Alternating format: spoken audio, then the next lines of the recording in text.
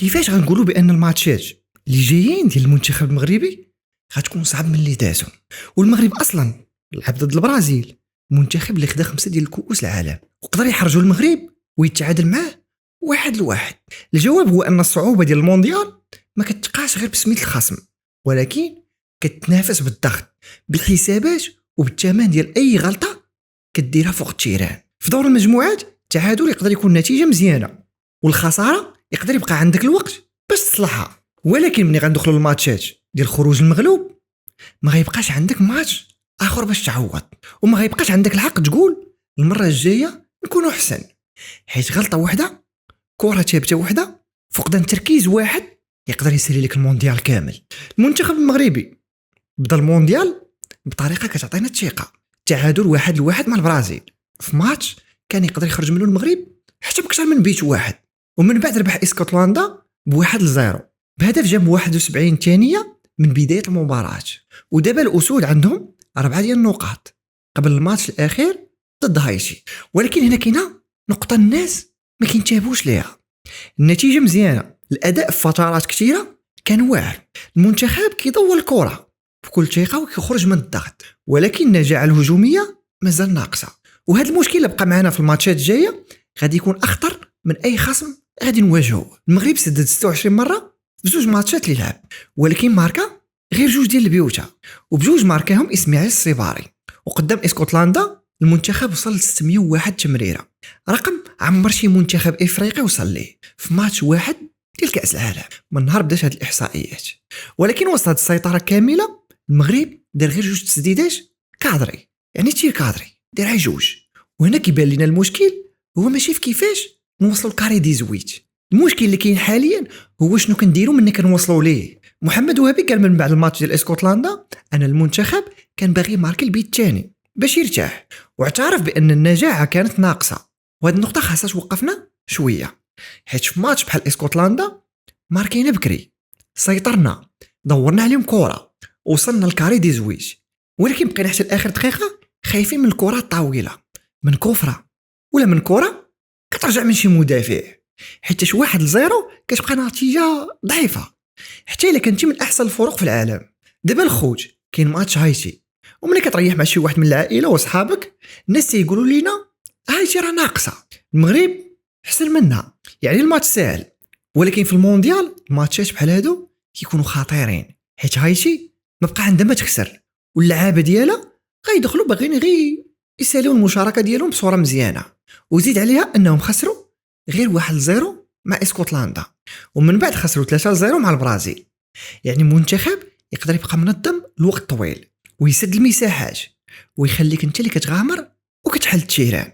المغرب ما خاصوش يربح هايتي، خاصو يقلب على فريق في البيوتا ويبقى متابع الماتش الاخر ما بين البرازيل واسكتلندا، حيت الا ربح المغرب وربحت البرازيل الصداره تقدر تحسم بفارق البيوت، وهنا الضغط كيولي مضاعف. خاصك تهاجم باش تماركي، ولكن ما خاصكش تهاجم بطريقه عشوائيه وتخلي المساحات من وراك، حيت الا استقبلتي بيت الاول غادي تعقد الماتش على راسك، وغادي تحول سباق على فريق البيوتا للسباق باش تنقذ النتيجه. هادشي علاش ماتش هايتي ما خاصوش يتلعب بالعاطفه، وما خاص اللاعبين يدخلوا من الدقيقه الاولى باغيين يماركيو 3 ولا 4 ديال البيوتا بالسربه، خاصهم يضغطوا، يدوروا الكره، يسرعوا اللعب في الوقت المناسب، ويجبدوا هايتي من البلاصه اللي ساده فيها، حيت المنتخبات اللي كتلعب بلوك طايح ما كتفتحش لك المساحات الا خليتيها تتحرك. اما اللي بقيتي كتدور الكره بشويه من اليمين لليسار بلا تحركات في العمق وبلا تبديل الايقاع غادي تسهل عليها المأموريه. المنتخب المغربي عنده نقطه قوه باينه، وهي العلاقه بين ابراهيم دياز واسماعيل الصباري. في 2 ماتشات ابراهيم قدر يلقى الصباري في المساحه ما بين المدافعين، والصباري بين انه ما محتاج فرص كبيره باش يماركي. وعندك ايوب بوعدي اللي لعب بثقه كبيره في الميليو وكان كيخرج الكره بهدوء وكيهرز الضغط بالباس الاول. وزيد عليهم اشرف حكيمي اللي كيعطي العرض والسرعه من الجهه اليمنيه، وأناح وخنوس اللي يقدروا يدخلوا ما بين الخطوط. ولكن هنا كاينه نقطه اخرى، الادوار الهجوميه ما خاصهاش تبقى مرتبطه غير بالصباري، حيت الا دخلنا للدور الجاي المنافس غادي يعرف بان 2 بيوتا ديال المغرب ماركاهم نفس اللاعب، وغادي يحطوا عليه الرقابه وغادي يسدوا عليه المساحات اللي كيهرب ليها من ظهر المدافعين. ومن ثم خاصنا نشوفوا اهداف من أناحي ابراهيم، الخنوس وحكيمي، وحتى من المدافعين في الكرات الثابته، حيت المنتخب اللي باغي يمشي بعيد في المونديال ما يقدرش يبقى تابع رجل لاعب واحد. دابا نمشيو للسؤال الاهم، شكون غيواجه المغرب من بعد دور المجموعات؟ حسب النظام، الا سال المغرب متصدر المجموعه ديالو غيلعب ضد وصيف المجموعه السادسه، والا سال وصيف غيلعب ضد المتصدر. والمجموعه السادسه فيها هولندا واليابان السويد وتونس خرجت من الحسابات، بينما الصراع بقى قوي ما بين هولندا واليابان والسويد. هولندا تعادلت 2-2 مع اليابان، ومن بعد ضربات السويد 5-1، واليابان من جهتها تعادلت مع هولندا وربحت تونس ب4-0، بينما السويد ربحت تونس 5-1 قبل ما تخسر بخماسيه قدام هولندا. وهاد النتائج كتعطينا واحد الحاجه واضحه، المجموعه فيها منتخبات كتماركي وكتخلق فرص كثيره، واي منتخب غيجي قدام المغرب غيكون مختلف تكتيكيا على البرازيل، اسكتلندا وهايتي. هولندا عندها لاعبين بقوه بدنيه كبيره، كتعرف تلعب على الاجنحه، كتوصل بعدد كبير لمنطقه الجزاء، وعندها السرعه في الترانزيشن، يعني الا طلع حكيمي والظاهر اخر في نفس الوقت وضع الكره في الميليو تقدر تلقى راسك في مواجهه 3 ضد 3 ولا 4 ضد 4. وهذا النوع ديال الماتشات ما كيرحمش، حيت هولندا ما تحتاج 10 ديال الفرص باش تماركي عليك. اليابان مختلفه، منتخب منظم، اللاعبين ديالو كيتحركوا كمجموعه، الضغط ديالهم ماشي عشوائي، وكل لاعب عارف فين يمشي ملي كتضيع الكره، وما كيعطيوش الوقت باش توقف وتفكر. يعني المغرب الا واجه اليابان خاص يخرج الكره بالزربه، ويكون عنده لاعب حر من وراء اول خط ديال الضغط، حتى الا بقيتي كترجع الباس للحارس والمدافعين بلا حل واضح اليابان غتطلع عليك وتخنقك. اما السويد فعندها القوه البدنيه، كرات طويله، صراعات في الهواء والكرات الثابته. وخا بان عندها خلل كبير قدام هولندا، ما خاصش شي واحد يفهم من 5-1 بان السويد خصم ساهل، حتى قبل هذا الماتش ماركات 5 في مرمى ديال تونس، والماتش الاقصائي عنده حساب اخر، خصوصا الا بقى التعادل حتى الدقائق الاخيره، فين اي ضربه خطا ولا كورنر تقدر تقلب كل شيء. يعني الصداره ما كتعنيش بانك غتلقى خصم ساهل، والمركز الثاني ما كيعنيش بانك ساليتي، حيت المتصدر وواصف المجموعه السادسه بجوج غيكونوا خصوم قاصحه. الفرق هو ان الصداره كتخليك تدخل الدور الجاي بثقه كبر، وكتعطيك رساله بانك قدرتي تسالي قدام البرازيل، ولكن ما خاصش المنتخب يضيع التوازن ديالو ضد هايتي غير باش يجري ورا فريق البيوت. المقارنه ما بين الماتشات اللي دازوا واللي جايين خاصها تكون واضحه. ضد البرازيل المغرب لعب بتركيز كبير وكان عنده مساحات يستغلها من البرازيل كتطلع. ضد اسكتلندا ماركينا بكري ودخل الخصم في ماتش ما كانش باغي. وضد هايتي غنكونوا حنا مطالبين نصنعوا اللعب ونخليو الدفاع مجموع، ولكن من الدور الجاي غادي نواجهوا المنتخب يقدر يضغط، يقدر يستحوذ ويقدر يبدل الايقاع في وسط الماتش. المشكل الحقيقي ماشي هنا، المشكل هو ان المغرب في بعض الفترات كيدير مجهود كبير باش يبني الهجمه، ولكن ملي كيوصل لمنطقه الجزاء كيولي القرار الاخير ناقص، مره الباس كيتاخر، مره اللاعب كيبغي يزيد مراوغه، ومره المهاجم كيبقى بوحدو والزوج مدافعين. وهنا خاص وهبي والطاقم ديالو يخدموا على جوده الفرص ماشي غير على عدد التسديدات. ما عندنا ما نديرو ب20 تسديده الا كانت 15 منهم من وضعيات صعيبه.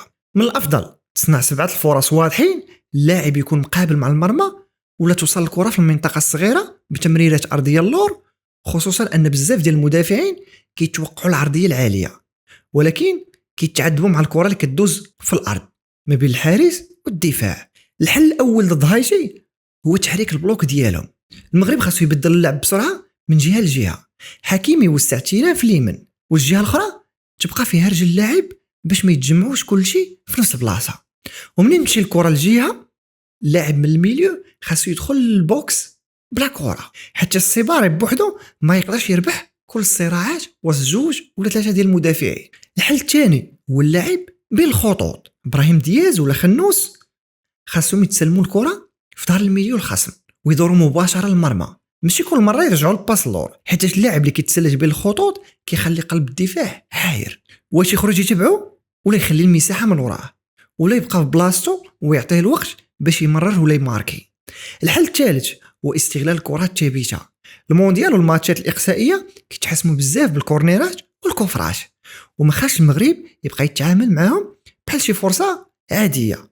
خاص تكون تحركات محفوظه، اللاعب كيضرب البوطو الثاني ولا كره قصيره كتبدل زاويه العرضيه، حيت في ماتش مسدود كره ثابته تقدر تحل لك اللعب كامل.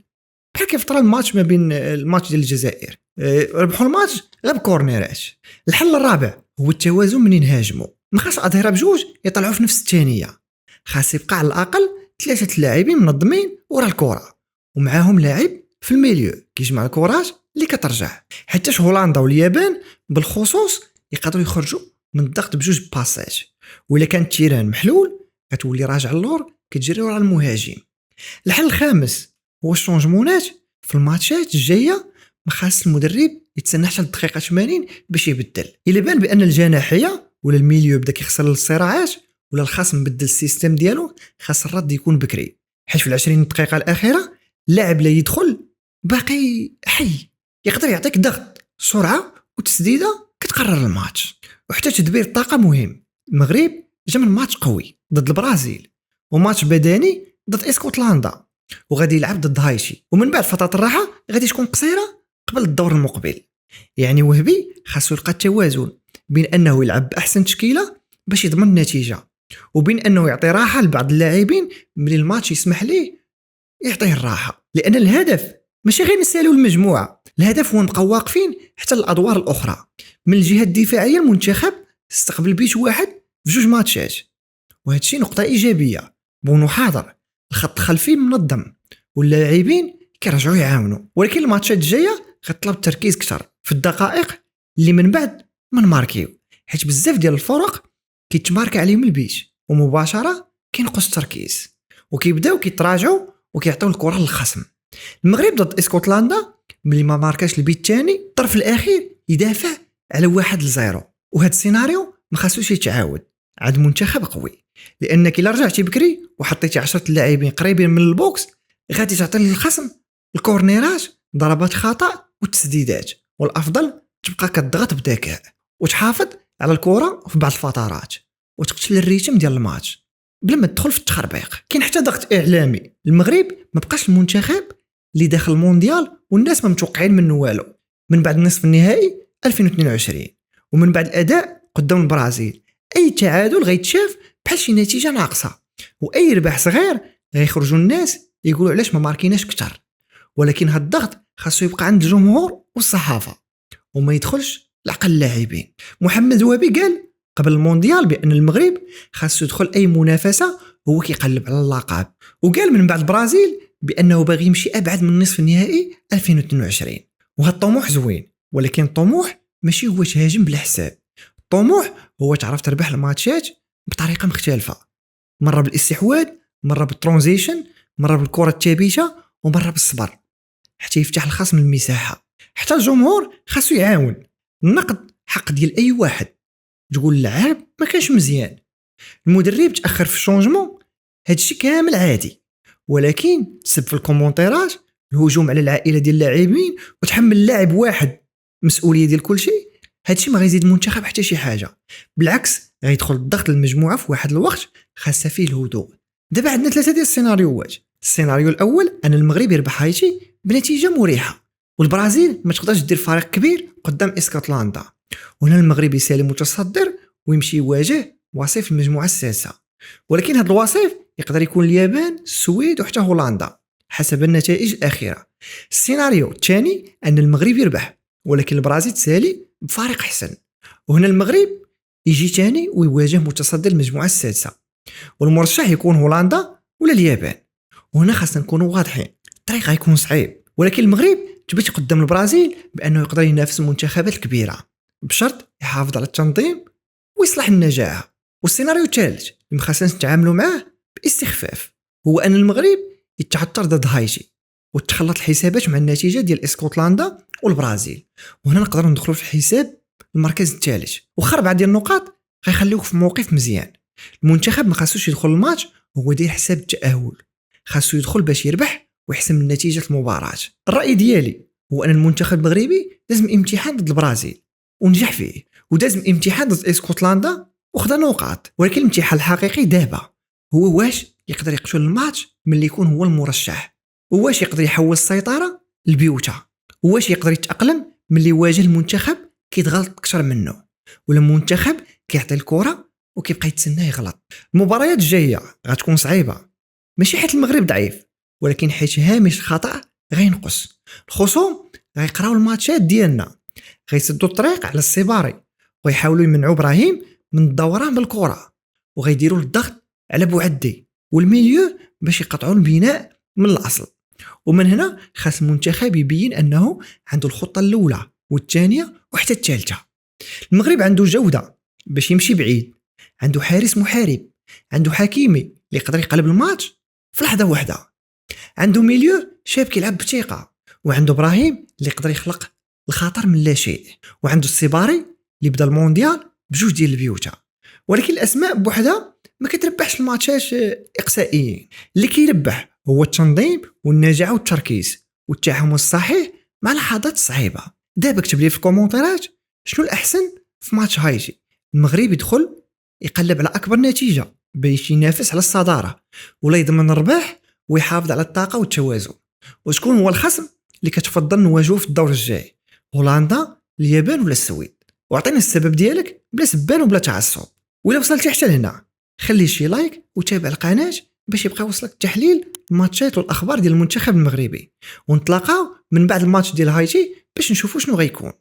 وقبل ما نكملوا بغيت نقول لكم راه كندير قصص ديال الجرائم على القناه ايوب موقيت، تنتمنى ان الناس اللي عز عليهم قصص يمشوا لاشين ديالنا ويتابوناو، ونتلاقاو في فيديو جاي ان شاء الله. مع السلامه.